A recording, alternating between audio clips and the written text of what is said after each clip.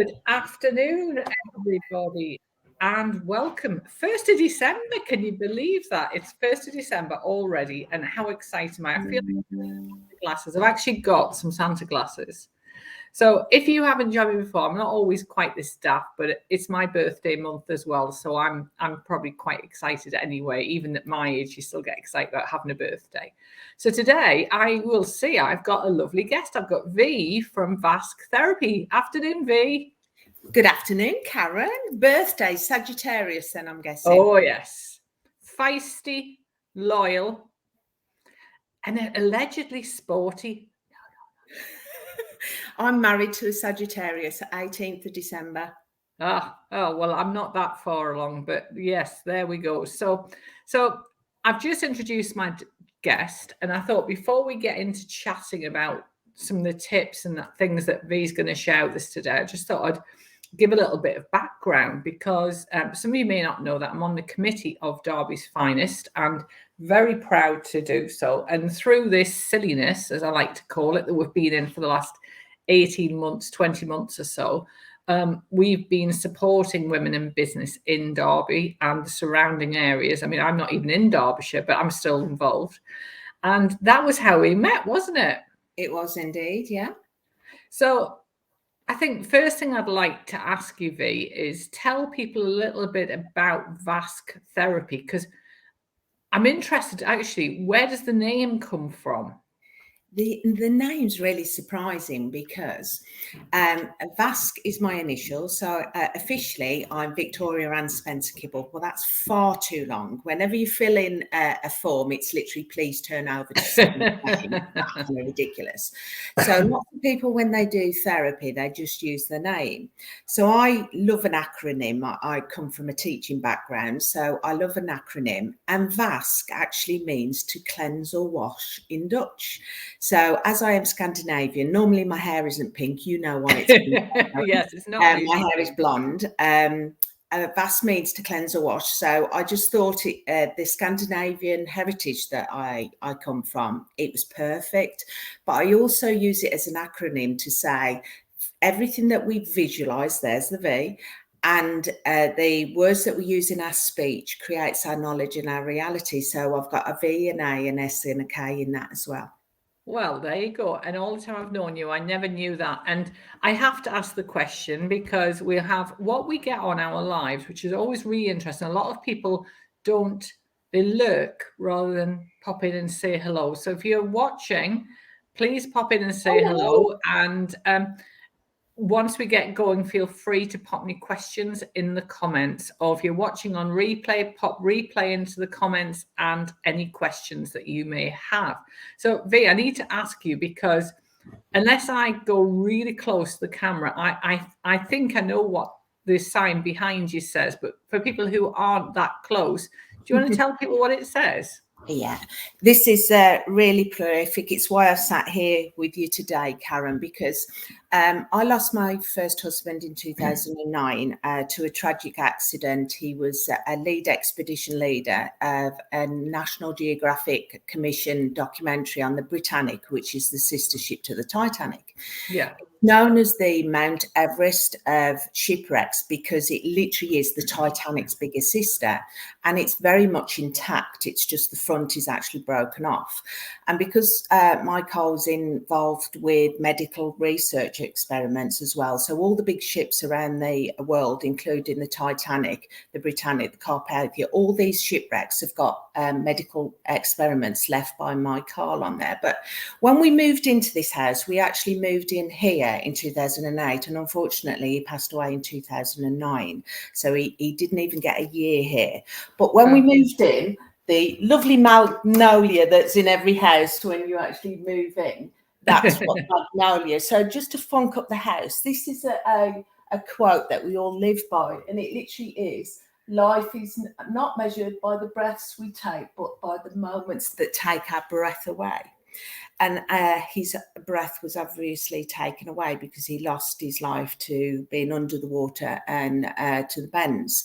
But it also means a lot to me because the children, when we did finally decorate, the children actually drew the heart around it. Oh, how lovely. One side.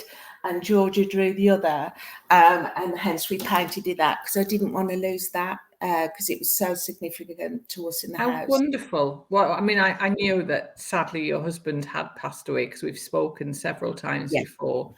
And Rach Bricknell's just joined us. So welcome, Rach. I hope you find this interesting and useful. So tell everybody who's watching a little bit about vasktherapy.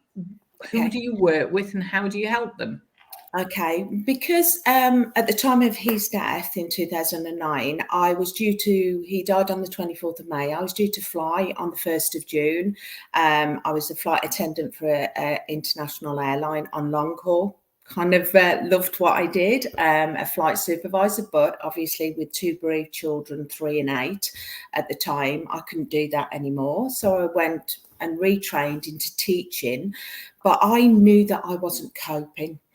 And because, as you can imagine, even my 83-year-old neighbour at the time was chasing Sky News down the Vicarage Lane where we live, literally chasing them down the road because I hadn't even told the children, because where he passed away is in Greece, in the waters of Greece. So there was a time difference. Right. So when I got the phone call, I hadn't even told the children, but it had hit BBC News and Sky News and everything. So we felt really enveloped by this community here in Derbyshire. It's a beautiful, Kings Bromley is beautiful and so blessed. Lovely area. Yeah, it is.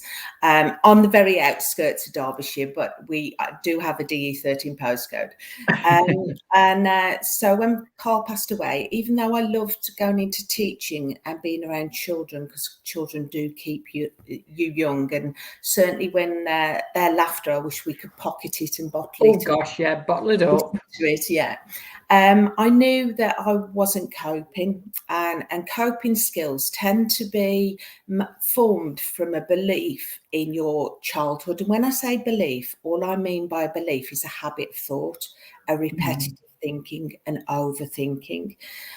So most of our beliefs are normally made in our childhood. So as an ex-teacher, a teaching assistant around special needs as well, I like thinking outside the box. And I also like how children are like sponges before the age of 8. It's why we teach them the times table when we do, because they're in what we call this subconscious mind till that age. And we then transverse over to the conscious mind around the age of 9. Differs person to person. But because we make all our beliefs, that learnt behaviour, we don't come into this world, for example, having a fear of sharks or having a fear of flying. And it's a learnt behaviour. And those learnt behaviours can not actually manifest or prop up their ugly head to you till later on in life. And for me, I knew there was something in my childhood that had happened that I had never addressed. So I knew that I wasn't coping after losing Carl. I was widowed at 37 years young, and the children were only 3 and 8. So I found I did do lots of different therapy, each to their own as well. It doesn't matter. It's okay not to be okay, but it's not okay to not get help. Absolutely. We have one life. That says it all. Make the most of this one precious life. So I sought some therapy after I wasn't coping. I literally had 8 seizures in an hour. And Kim Radley, who's part of Derbyshire Finest, she knows as well. She helped us secure the house here. She is my guardian angel on earth. She literally is. So I've got to mention our Kim.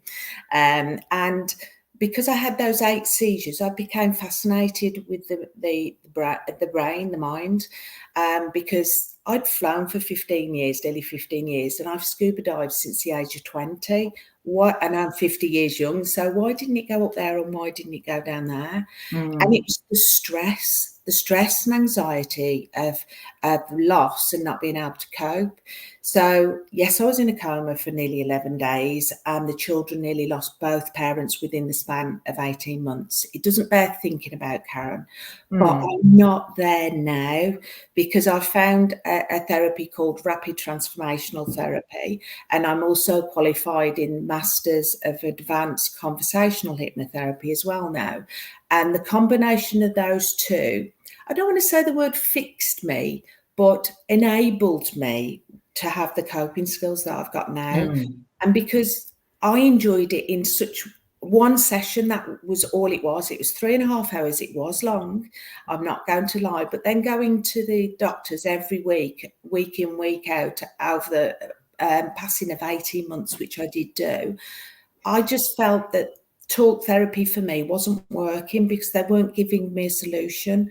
And this is where this is different, because it goes into the subconscious mind where all those habits of thought, those beliefs hide.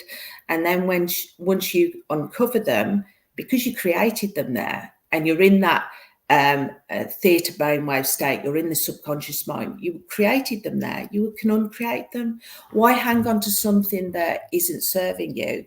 Change it so it does serve you.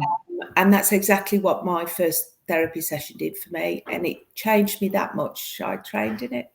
So I did it alongside teaching for a long time, and then just before COVID I realized that I could help more people by doing this full time, and I absolutely love it. Each session is very different. Always is a huge trauma.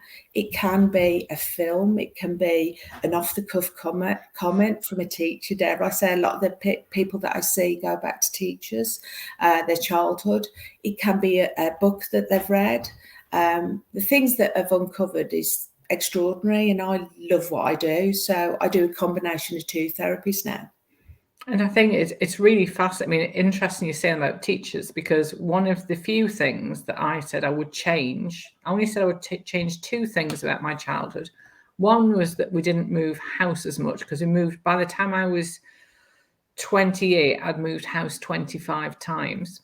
But that didn't affect me negatively. It was just, it stopped me wanting to make friends as much. But the other thing that I knew I could influence when we had our son was that I didn't learn to swim. And I know that you teach people to swim, but I didn't learn to swim till I was 9.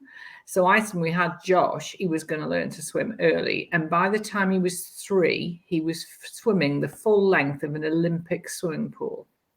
He had this fantastic teacher, and he was having lessons at Repton School, actually.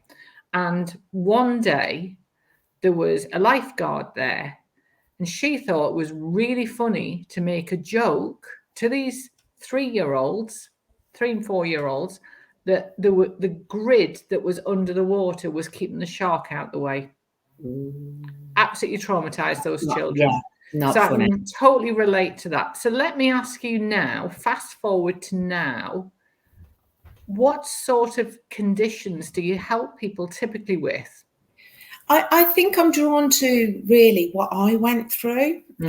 So for me, it's definitely anxiety, stress, and dare I say the words IBS, irritable bowel syndrome, because we don't realise so many physical conditions actually manifest from an emotional issue. So you have those symptoms, but really you need to address the emotional issue to actually rectify that physical issue that you've got. So for me, those are my draw. My specialism would definitely be fear of flying. Who better than a flight supervisor? Absolutely. And I'm going to be, when we book our holiday, I'll be booking in to see you for that. I'm not terrified. I don't enjoy it. I'm not very relaxed. And that comes back to an incident that happened when I was 19. Do you remember Freddie Laker? Yeah. Showing our age here. But we were flying back from Miami, and we were 3 hours out of Miami on our way back to Heathrow, and this noise started like I've never heard on a plane before. It was like, if you imagine nails going down a blackboard, but really loud. This big American woman, or we'll answer that question in a minute, Rich. This big American woman, black American woman, went, "Oh Lord, we're all gonna die." Well, I went into a total meltdown. We had to turn around. We had to fly back to Miami. The plane was not fixable. Apparently, if we'd been more than halfway out, we would have kept going. It was only one engine had broken. And we had to wait something like 10 hours for them to get another plane. And I was so emotionally overwrought by the time we got on the plane back to Heathrow. I slept. The cabin crew said it was the worst electrical storm they'd ever flown through, and I slept. And ever since that day, that was a long time ago, I don't enjoy being on a plane. I have to have copious amounts of brandy or gin to get on a plane now, and I'm fine. A lot of people do. A lot of people do. And there's a really good question that Rach has just put on, which says, do you offer help for anxiety issues with children? I love doing children because I've been in teaching and I've taught around special needs children. I love them because they live life by metaphors a lot of the time. It's kind of why Facebook have done the clever thing and called it meta now, because it's oneself. So metaphors, for example, I may use a metaphor that I love to use is some doors can only be opened from the inside. That may mean nothing to some people, but for me, it's prolific because that door for me was inside that I needed to open to get those coping skills. So children may say the weird and wonderful things because their imagination that's why they're like sponges. Their imagination is incredible and they're such an easy fix. So the match that I call it, Masters of Advanced Conversational Hypnotherapy, is really quick, it's rapid. So they may say something to me, and because I'm not putting my judgment, my opinion onto them, I'm allowing them to untie their knot in what matters to their brain. I'm not choosing to put my thing onto them, if you know what I mean. So, for example, if I was to say that, so some doors, I'd say to them, tell me a little bit about that door. How can we open that door then? And I'm not telling them how I would open that door. I'm asking them because they will go from thought to thinking. I don't know why I always do that. I always go thought as in conscious mind, logical mind, to thinking, subconscious mind, emotional mind, because emotion will always, always, always win over logic. And they unravel really quickly. For example, I had a lad who had, I've got to talk about him because he blesses my heart. He had a twitch and he'd actually lost it's going to affect my voice now. He lost his mum was pregnant and they lost the baby on Christmas Eve. And he developed through stress and anxiety and grief a twitch. And he literally had 25 minutes with me. And that twitch was, in his mind, he'd got a space rocket come down to planet Earth. And this Captain Twitch had given him this twitch. So we flew Captain Twitch up to the moon where his baby brother now lives, kind of thing. And I actually got him to draw it, send it me. And I actually, unbeknownst to him, sent him a reply back saying, Captain Twitch says, thank you for your twitch. Asked him how many days this was going to take before his twitch would be gone. And he said 3. Guess what? After 3 days. Wow. So, and that's incredible. What a lovely story. So today, one of the things I wanted to talk about today, and I think we could talk for hours because it's such a fascinating subject, but we're going to keep it on topic and on time, is there is a lot of stress and anxiety now. This time of year, we're on the 1st of December, so it's perfect timing that our lovely Prime Minister is potentially going to be affecting our festive celebrations with our families and loved ones. And I was saying to you before we came on live, I was with a lady business friend this morning, and she was saying this exact thing, in that she's from where I'm from, up in beautiful Newcastle. She lives in Hertfordshire, and she said to me, my mum and dad are due to come down the 23rd of December, and said, Karen, I don't know if they're going to make it because of what the government, this horrible virus, is doing to us. How can people, what sort of tips can you give us for people to share? Because I think there's the stress and anxiety of having the in-laws round for Christmas. That's one thing. But then it's the stress and anxiety of, am I going to see the people that I love and care for that maybe I haven't been able to see? I mean, how do we build in some coping strategies for that? It's one of our basic needs, connection. It's why when we were tribal days, we would isolate the person and they would die off because they weren't connected to the tribe anymore. And our mind actually hasn't changed. So the more that you can connect, especially in person, the better, because we can touch, we can feel, we have those senses. So for me, definitely, I'm a bit of a fitness freak. And yes, I do teach swimming and I do still, and I love to fly as well. And I have flown during COVID times as well. So I've got some top tips for when you fly as well, lady. So for me is get up first thing in the morning. I literally go and have that wonderful morning wee that we all need before I do a meditation. And if people say to me, I haven't got time to meditate first thing in the morning, the hippocampus part of our brain actually solidifies the memory and the learning from yesterday. So when we wake up first thing in the morning and we meditate, and you can choose a 5-minute, 10-minute meditation off YouTube randomly, that's all I do, and do that 10 minutes first thing in the morning, it clarifies your mind for the rest of the day. It sets you up, it starts the day as you mean to go on, basically. So you clear your mind. Then getting outside straight away. So there's my second tip, is get that vitamin D shot, whether it's even having a coffee outside or like me, you go and have a run, but getting that fresh air, that breathing techniques, especially taking that fresh air, is vital for us. The amount of breathing that I do through the scuba diving that I do, and also for children's anxiety, is a big thing. Asthma can be recovered.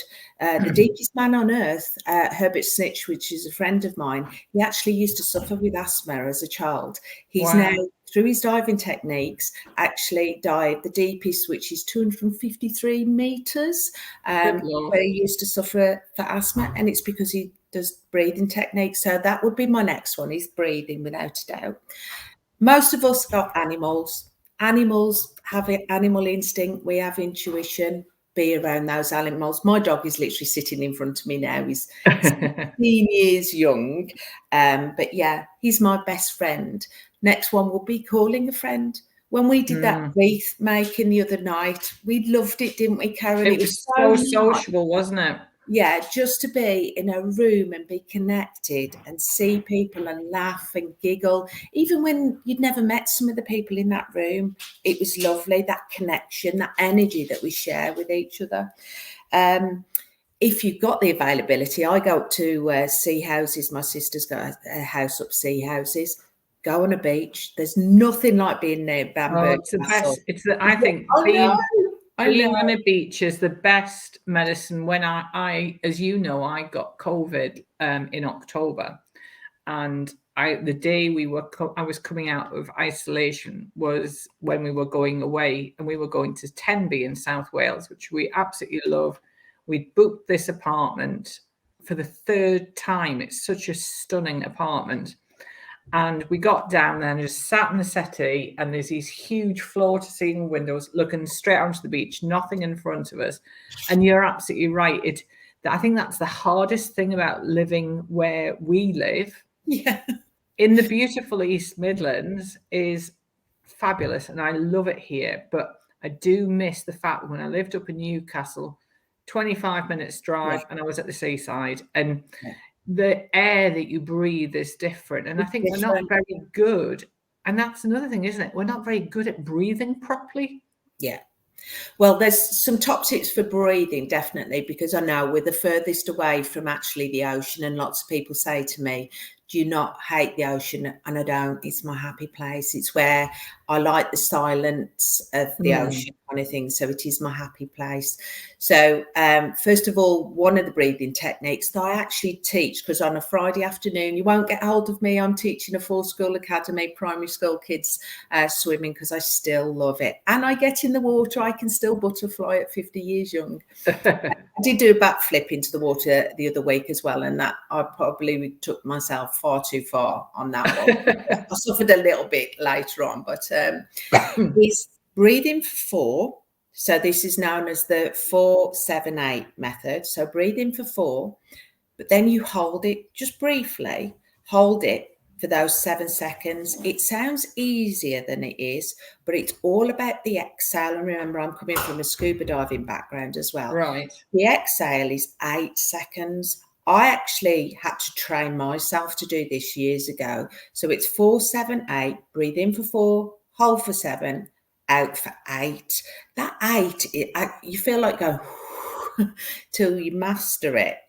And the reason why that's really so, and we use it in scuba diving as well as square breathing. So we draw a square visually in our mind. We draw that square and we go across for 4, down for 4, across for 4, up for 4. So we breathe in for 4, out for 4, in for 4, out for 4. It's because it gives our biggest muscle, which is our brain, it needs 60% of our blood oxygen. It injects that oxygen into our brain. It clarifies our mind, because remember, I've lost somebody to scuba diving. So having that clarity of mind is so vital. So square breathing without a doubt. The 4, 7, 8 without a doubt. Listening to music when you do it as well. One of my favorite films, and I'll be watching it tonight with my daughter, is The Holiday. Oh, me too. I know the music to that is wonderful, isn't it? It is amazing. It just makes you feel wonderful. I've actually posted today a picture of a cottage that is right on my run, and it looks just like the Holiday cottage. Oh, fantastic. So listening to that music, people think it doesn't make a difference. It absolutely does. Well, oddly, you should say that, because I put that film on when I'm wrapping Christmas presents. Yes. So listen, we could talk all day. I'm conscious of our time. V, thank you so much for joining me today. It's been really fascinating. I think we need to do another session in the spring, getting people ready for getting on a plane. So we will do this all again. I'm going to pop your website details in the comments.